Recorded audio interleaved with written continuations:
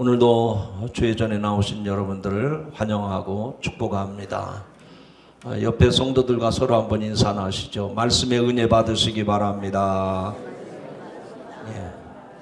우리 교회 올해 표원데 늘 여러분이 이 말씀 의지하고 기도하셨겠지만 다시 한번 이 시간 한번 힘차게 한번 선포합시다. 시작. 오직 주만 바라보나이다. 다시 한번 시작. 오직 주만 바라보나이다. 우리가 주님을 믿으면서도 세상을 바라보고 또 곁눈질하면 우리 주님이 기뻐하지 않습니다. 오직 주만 바라보는 여러분의 삶이 되기를 축복합니다. 기억에는 온도차가 있습니다. 온도차. 오늘 날씨가 바깥 기온이 얼마나 차가운지 제가 잘 몰라서 장로님 한 분한테 여쭤봤어요. 그랬더니 뭐 적당합니다 그러더라고요. 춥지도 않고 덥지도 않고 적당합니다. 여러분, 이 머릿속에 기억하는 기능이 있잖아요. 그 기능에는 온도차가 있단 말입니다. 무슨 얘기인가 하니, 생각하면 생각할수록 싸늘해지는 기억이 있는가 하면 반대로 돌이켜보면 마음을 따뜻하게 해주는 그런 아주 좋은 기억도 있습니다. 싸늘해지는 기억은 차가운 기억이겠죠. 아주 차가운 기억. 그러나 기억해보면, 생각해보면 마음이 훈훈해지고 따뜻해지는 이 온도차를 느낄 수가 있다 하는 얘기입니다. 왜 그럴까요? 그 일에 대해서 또 그 사람에 대해서 내 안에 따뜻한 감성이 흘러가야 오랫동안 그 따뜻한 마음이 지속되게 되는 겁니다. 올 한 해 여러분의 기억의 온도는 어떻습니까? 정말 생각하기 싫습니까? 차갑습니까? 아니면 따뜻합니까? 오늘 말씀을 통해서 여러분의 심령에 그 따뜻한 온기가 가득 채워지기를 축복합니다. 한번 선포합시다. 주여, 내 심령에 따뜻한 온기로 가득 채워주옵소서. 예, 오늘 주님만 바라보나이다. 이런 표와 함께 오늘 읽은 이 본문에 나타난 말씀을 통해서 무엇을 보려고 나왔느냐? 주님께서 저와 여러분에게 아무개 집사, 아무개 권사, 아무개 장로야, 너는 무엇을 보려고 이 자리에 나왔느냐? 그렇게 물어보시는 거예요. 그래서 오늘 설교는 예전과 좀 다르게 보면서 하도록 하겠습니다. 보면서 무엇을 보려고 나왔는지, 무엇을 보려느냐 물어보시니까 봐야 되지 않겠어요? 그래서 설교를 하면서 제가 설교에 관계된 이미지를 화면으로 올려드릴 테니까 한번 보시기 바랍니다. 광야와 왕궁 가운데 여러분에게 어느 곳을 가보고 싶으냐 물으신다면 대부분의 사람들은 광야가 아니라 왕궁을 선택할 것입니다. 뭐 예를 들면 경복궁이나 보입니까? 또 덕수궁, 창경궁 같은 우리나라의 왕궁은 지나치게 화려하지 않고 비교적 그냥 수수한 편입니다. 그러나 중국 청나라 왕조의 영화를 보여주는 북경의 자금성은 우리의 왕궁과는 전혀 다릅니다. 저도 한번 가보니까 그 규모가 얼마나 큰지 여행자가 한나절을 걸어가도 그 끝에 도달하기가 쉽지 않습니다. 워낙 넓은 땅에다가 크고 화려하게 치장을 해서 그 왕실의 위용을 뽐내고 있습니다. 더구나 더위에 그늘을 내려줄 나무 한 그루도 볼 수가 없습니다. 왜 그런가 했더니 나무가 우거지면 황제의 생명을 노리는 자객이 숨을 수도 있고 거기에 깃들인 새들마저도 궁전의 위험에 손상을 끼칠 수 있다. 그래서 자금성 안에는 나무가 없습니다. 서양의 궁전 가운데 지금까지도 화려함으로 이름나 있는 프랑스의 베르사유 궁전입니다. 짐이 곧 국가다 하며 오만의 극치를 보여주었던 루이 14세가 권력과 재력을 과시하려고 지은 궁전입니다. 그는 호화롭게 장식한 중심부에는 왕실의 예배실이 있고 그 안에는 많은 방들이 있습니다. 지금 보듯이 저 화면은 예배실입니다. 그 외에도 풍요의 방, 거울의 방, 전쟁의 방, 평화의 방, 지금 보는 것은 비너스의 방입니다. 그리고 왕의 대관식을 하는 왕실과 또 왕비가 잠자는 침실까지, 거기에다가 프랑스 최고의 걸작으로 일컬어지는 베르사유 궁전, 아마 여러분이 그림으로만 봐도 너무나도 웅장하다 하는 것을 알 수가 있습니다. 절대 권력을 보여주는 정말 화려하고 대단한 규모의 정원입니다.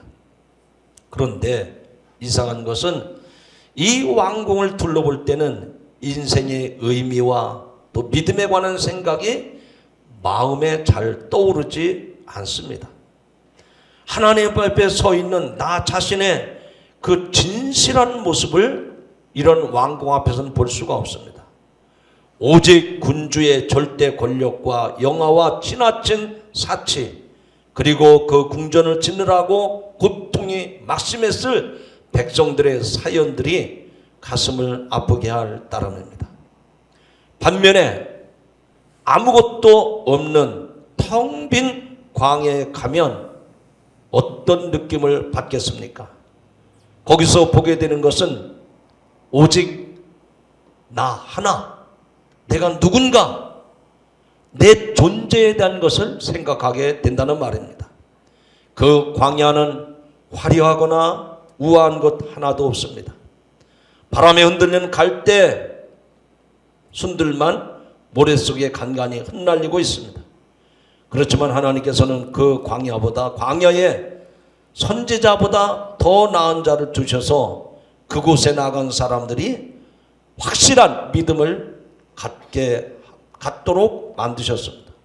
예수님은 세례 요한에 관한 말씀을 하시면서 그런 선지자를 광야에서 만날 수 있고 그곳에서 세례 요한 같은 선지자적인 믿음을 보게 될 것이라고 말씀을 하셨습니다. 성지순례 중에 시내산을 가게 됩니다. 그 시내산과 그 일대의 반도에 펼쳐진 시내 광야를 저도 가본 적이 있습니다. 근래에는 성지순례가 활발해짐에 따라서 출애굽 여정을 밟아서 홍해와 시내 반도 그리고 요단강을 건너서 예루살렘에 들어오는 여행하는 기회가 참 많아졌습니다. 그 가운데서도 시내 광야의 추억은 황량하면서도 굉장히 강렬한 인상을 줍니다.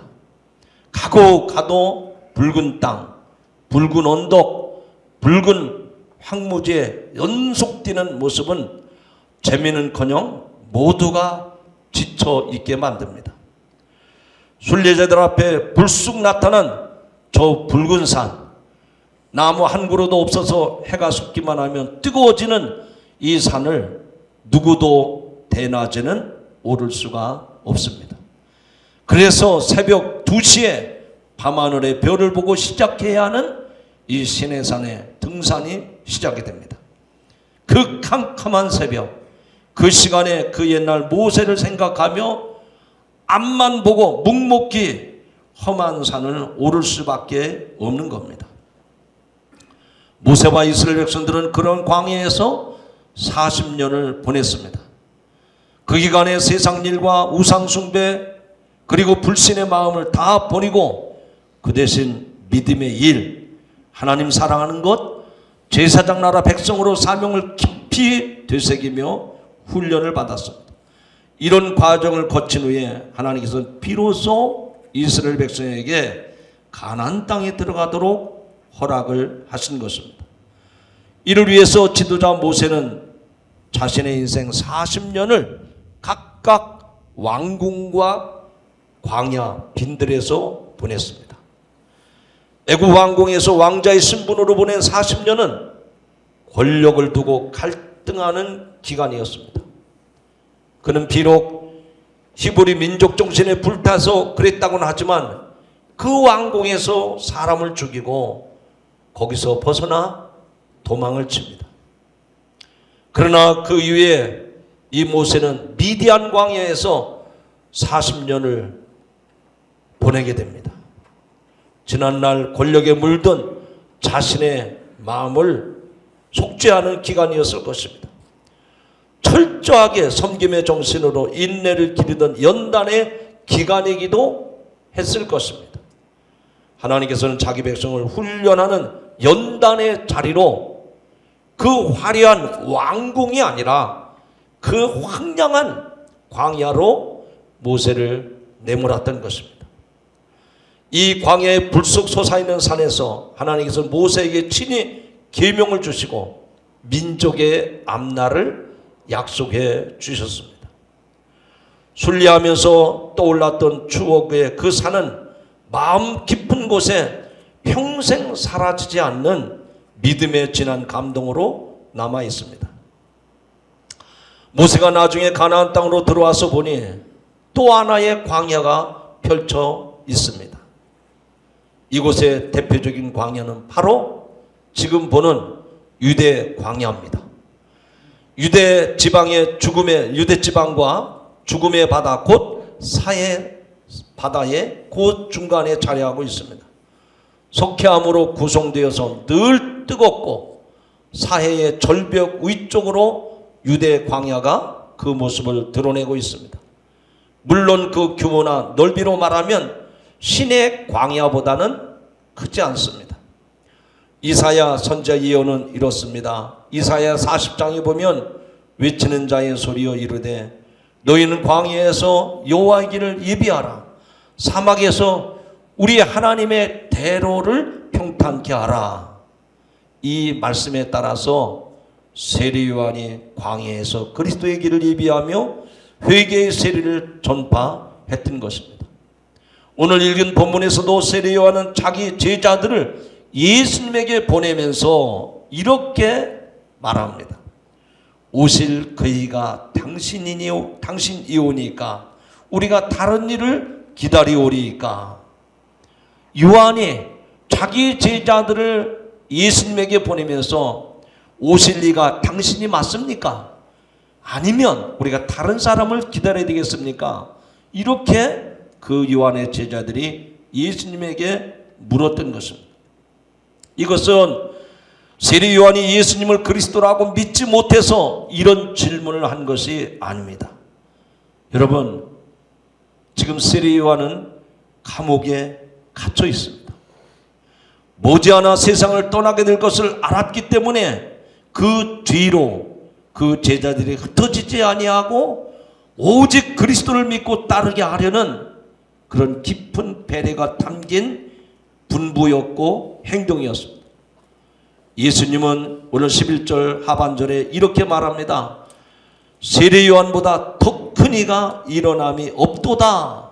즉 이 세례 요한이 선지자로서 화려한 왕궁에서 세상의 권력과 야합을 하고 그 화려함에 치우쳐 사는 세례 요한이 아니라 주님의 오심을 예비하면서 많은 사람들에게 회개의 세례를 전파했던 세례 요한의 우월성에 대해서 인정해 주신 말씀입니다. 예수님께서도 갈릴리 사역 초기에 광야로 나가셨습니다. 갈릴리 나사렛으로부터 오신 예수님은 요단강에서 그 세례 요한에게 세례를 받으시고 광야를 향해 떠나십니다. 마가복음의 표현을 빌린다면 몰아냄을 당하신 것입니다. 마가복음 1장 12절에 보면 성령이 곧 예수를 광야로 몰아내신지라 그랬어요. 성령에 의해서 광야로 내쫓김을 받았다는 얘기입니다. 주님은 유대 광야에서 들짐승들과 함께 계시면서 40일 동안 사탄에게 시험을 받으셨습니다. 하나님의 아들이요 영원하신 왕께서 일찍이 세상의 왕궁 대신에 광야에 계셨다는 말씀입니다.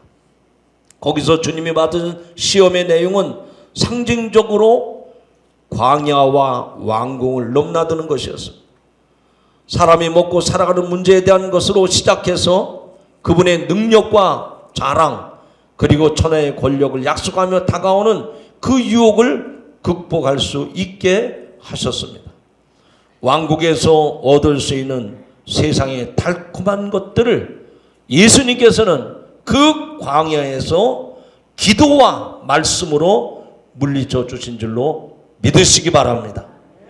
그 뒤에 다메섹에서 주님을 만났던 사울은 어떤 사람입니까?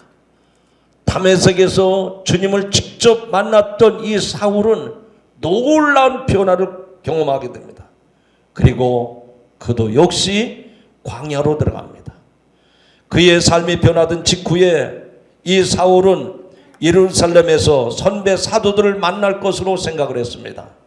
그러나 그는 그런 예상을 깨버리고 지금 보는 저 아라비아 광야로 내려갑니다. 갈라디아서 1장 17절 말씀을 보면 또 나보다 먼저 사도된 자들을 만나려고 저 예루살렘으로 가지 아니하고 아라비아로 갔다가 다시 다메섹으로 돌아갔노라 라고 말씀을 합니다. 지금 보시는 저 화면처럼 아라비아는 사막이 펼쳐져 있는 광야 지역입니다. 사울은 바울이 되어서 그곳에 내려가 그가 일평생 모실 예수 그리스도, 그리고 자기의 목숨을 바쳐야 할 이방 선교에 대한 큰 계획을 세우게 됩니다. 하나님께서 부르시면 거기에 응답한 사람은 이렇게 광야에 나아가 오랜 시간 동안 훈련받지 않으면 안 된다는 사실을 바울은 이 사실을 통해서 깨닫게 된 것입니다. 자, 사랑하는 성도 여러분, 오늘 우리는 너희가 무엇을 보려고 나왔느냐라는 이 주님의 말씀에 비춰보면서 여러분의 모습을 한번 떠올려 보시기 바랍니다. 세상에서 너나 할 것 없이 많은 사람들은 큰 사람이 되기 위해서 경쟁을 합니다. 그 경쟁이 치열하다 못해 살벌할 지경입니다. 어렸을 때는 남과 다른 교육을 받습니다. 소위 명문이라 일컫는 중고등학교, 대학에 들어가고 끝없는 싸움을 거쳐서 권력의 자리로 또 재력의 중심지로, 그래서 너나 할 것 없이 다 좋은 직장, 연봉이 많고 월급 많은 주는 회사 찾아가지 않습니까? 그리고 이미 그 자리를 검거하고 있는 사람들과 밀리는, 그리고 버티는 진흙탕 경쟁이 계속됩니다. 비열한 일들이 종종 되는 것이 오히려 당연하다고 여기지 않습니까? 그래서 수단 방법 가리지 않습니다. 결국 그런 것을 사용하지 못하는 쪽이 패배의 쓴잔, 인생의 실패를 맛보지 않습니까? 거기서 승자가 된 사람은 정말로 승자일까요? 정말로 난 사람일까요? 정말로 큰 사람일까요? 앞에서 살펴본 바와 같이 예수님께서는 세례 요한을 큰 사람으로 인정해 주셨다고 했습니다. 세상 사람들이 생각하는 큰 사람의 개념을 완전히 뒤집는 말씀입니다. 왕궁에 있는 권력자가 큰 사람이 아니라 저 세례 요한처럼 광야에서 자기에게 주어진 사명을 감당하는 이야말로 진정한 큰 사람이라고 부를 수 있다고 하신 것입니다. 그것뿐만 아니라 악을 용납하지 않냐고 회개를 촉구하는 담대한 용기를 지닌 세례 요한이야말로 난 사람이요 큰 사람인 줄로 믿습니다. 하나님께서는 이 땅에 보내실 그리스도의 길을 준비하는 광야의 사람들을 크게 인정하시고 그들에게 은혜를 베풀어 주셨습니다. 이 시대는 광야의 시간과 광야의 소리가 점점 사라지고 있습니다. 다시 말하면 하나님께서 주도하시는 훈련의 시간을 회피하고 이 세상에 하나님의 공의를 알리는 선지자의 음성을 듣기 싫어하고 거절하는 이런 일들이 나타나고 있습니다. 진리의 말씀에 귀를 기울이는 태도가 점점 무너지고 있습니다. 그 대신 어떻게 하면 세상의 경쟁을 이기고 권력과 재물을 차지할 것인가, 여기에 모든 이들이 다 치우쳐가고 있습니다. 강림절이 깊어가는 이때 우리 주님께서 바라시는 큰 사람의 의미가 무엇인지를 깊이 성찰해 보시기 바랍니다. 지금은 광야에서 외치는 소리가 들리지 않습니다. 세례 요한과 같은 큰 사람이 일어나지 않는다면서 절망에 잠겨있는 것이 오늘 우리들의 현주소입니다. 왕궁은 시끄럽고 광야는 텅 비어 있습니다. 주님의 강림을 기다리는 그리스도인들이 광야에서 어떻게 큰 사람을 만날 수가 있을까요? 놀라운 말씀이 본문의 끝부분을 이렇게 장식합니다. 여기 11절 하반절에 보니까 한번 따라합시다. 그러나 천국에서는 극히 작은 자라도 그보다 크니라. 여러분이 단순하게 따라하셨지만 이게 무슨 뜻인지 잘 이해가 안 되셨을 거예요. 적어도 3번 이상은 읽어야 이게 무슨 뜻인가 이해가 돼요. 다시 한번 따라합시다. 천국에서는 극히 작은 자라도 그보다 크니라.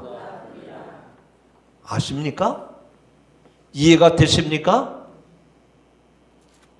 듣긴 들었어도 따라했어도 잘 몰라요. 다시 한번 합시다. 천국에서는 극히 작은 자라도 그보다 크니라. 천국에서는 아주 작은 사람이라도 그보다 크다는 거예요. 그럼 여기서 그보다 크다고 그랬는데 그 사람이 누굴까? 이 말씀은 세례 요한보다 큰 이가 없다 하신 말씀에 이어지고 있기 때문에 그보다는, 즉 세례 요한보다는 크다는 거예요. 누가 세례 요한보다 크다는 겁니까? 모르시잖아요. 지금 들었어도 모르시잖아요. 누가 세례 요한보다 크다는 거예요? 그냥 설교를 듣고만 있다가 갑자기 물어보니까 당황이 되시죠. 그런데 이 질문은 주님이 여러분에게 물어보신 거예요. 주님이 지금 이 자리에서 여러분에게 너는 무엇을 보려고 나왔느냐? 글쎄요, 화려한 옷을 입은 사람, 바람에 흔들리는 저 갈대, 이렇게 생각하기 쉬운데 누가 그보다 크다는 말씀입니까? 천국에 있는 자가, 천국에 들어간 자보다 들어간 사람이 요한보다 크다는 거예요. 쉽게 말하면 예수 그리스도를 마음으로 모신 사람이 세례 요한보다 더 큰 사람이라는 얘기예요. 믿으시기를 바랍니다. 이 땅에 온 광야 선지자 중에 가장 큰 세례 요한이라 할지라도 그리스도를 믿어서 천국을 소유하게 된다면 천국을 소유하게 된 우리보다 크지 않다는 말입니다. 광야의 소리를 천국의 복음으로 온전히 바꿔주신 예수님은 우리의 작고 연약함을 탓하지 아니하시고 세례 요한보다 더 큰 그리스도인으로 우리를 굳게 세워주신 줄로 믿습니다. 정리합니다. 그리스도의 강림을 믿는 사람은 세상에서 작은 사람이 아니에요. 따라합시다. 주님의 오심을 기다리는 사람은 세상의 가장 큰 사람입니다. 그렇게 믿으시기 바랍니다. 주님이 지금 말씀하신 게 그거예요. 천국에서는 지극히 작은 자라도 요한보다 크니라. 예수 그리스도의 오심을 기다리고 그래서 그 삶의 천국을 이뤄가는 사람은 세례 요한보다도 더 위대하고 더 크다고 오늘 주님이 말씀하신 것입니다. 신의 광야나 유대 광야에서 듣던 선지자의 음성을 이제는 하나님께서 이 교회에서 하나님 나라 천국의 확신 속에 기쁨으로 오늘 저와 여러분에게 그 약속을 주신 줄로 믿으시기 바랍니다. 다시 오실 우리 주님은 보잘것없이 작은 우리를 선지자보다 더 큰 사람으로 인정해 주시고 영원한 은혜를 베풀어 주신 줄로 믿습니다. 그래서 우리는 감사한 거예요. 나 같은 사람이 그 선지자 세례요한보다도 더 크다니 내가 어떻게 큰 사람이 될 수 있을까? 예수 그리스도의 오심을 기다리고 천국을 준비하는 여러분들에게는 요한보다도 더 큰 사람으로 주님이 인정해 주심을 믿으시기 바랍니다. 주님께서 이런 우리의 마음을 들여다보셨을 것입니다. 무엇을 보려고 나왔느냐고 묻고 계십니다. 세례 요한을 찾던 사람들, 주님을 찾던 사람들, 그리고 오늘날 교회를 찾는 사람들은 무엇을 보고 싶어 할까요? 여러분 화면을 한번 보시기 바랍니다. 저 바람에 흔들리는 갈대입니까? 아니면 부드럽고 화려한 옷을 입은 저 왕복을 교회에서 보려고 이 자리에 나오셨느냐 말이에요. 정말 여러분들이 바람에 흔들리는 갈대를 보려고 여기에 나온 겁니까? 화려하고 부드러운 옷을 입은 저 왕궁에 있는 왕이 입은 그 의복을 보려고 이 자리에 나온 것입니까? 이제나 사람들은 보고 싶은 것만 보려고 합니다. 듣고 싶은 것만 들으려고 합니다. 자신이 보고 싶은 것만 찾는 것이 오늘 현대인들의 특징입니다. 그러나 주님은 오늘 마땅히 보아야 할 것을 보라고 오늘 말씀하십니다. 선지자를 보려고 광야를 찾은 사람들을 칭찬하신 것입니다. 이순 당시에도 역시 정치, 경제, 사회적인 면에서 혼란기였습니다. 모든 것이 불확실한 시대였습니다. 이런 시대에 정말 우리에게 꼭 필요한 것이 무엇일까? 힘들고 어려운 시기를 잘 극복하고 이겨내기 위해서는 이 흔들리는 갈대나 아니면 그 화려한 왕복, 그것을 뛰어넘어서 피안의 세계를 볼 수 있어야 됩니다. 세례 요한은 그 시대를 위해서 보냄을 받은 사람이었습니다. 그는 사람들의 눈을 역사 속에 오시는 메시아에게로 돌리게 했던 사람입니다. 그는 비록 회개의 설교와 회개의 세례를 베풀었지만 그것은 메시아를 바라보도록 하려는 분명한 목적을 갖고 있었던 것입니다. 사랑하는 성도 여러분, 오늘 주일을 맞이해서 이전에 나와 예배드린 여러분들에게 주님이 물어보십니다. 무엇을 보려고 나왔느냐? 이 성탄절에 반짝반짝, 그리고 선물, 그리고 화려한 왕복, 아니면 내 삶이 너무 고통스럽고 힘들기 때문에 바람에 흔들리는 내 현실, 이거 보려고 나오셨습니까? 우리 주님 이 땅에 오셔서 우리의 구원의 주로 오시는 메시아, 만왕의 왕으로 오시는 예수 그리스도, 그분을 바라보는 영안이 열려지기를 주님의 이름으로 축원합니다. 기도하시겠습니다. 우리에게 길과 진리와 생명 되신 예수님, 온 인류에게 참된 희망과 소망을 주시기 위해서 낮고 천한 말고유 가운데 오신 것을 우리는 믿습니다. 그 예수 그리스도를 대망하는 강림절이 되게 하여 주시옵소서. 이 성탄절에 들떠서 우리는 세상의 험한 것을 바라보고 쫓기는 어리석은 인생들이 되지 말게 하시고, 내 삶의 주인으로 오시고 내 삶의 왕으로 오시는 예수 그리스도를 바라보게 하여 주시옵소서. 욕심과 정욕에 우리의 눈이 멀지 않게 하여 주시옵시고, 우리의 영안을 열어 주시어서 우리의 메시아로 오시는 예수 그리스도를 바라며 기다리게 하옵소서. 예수님의 이름으로 간절히 기도하옵나이다. 아멘.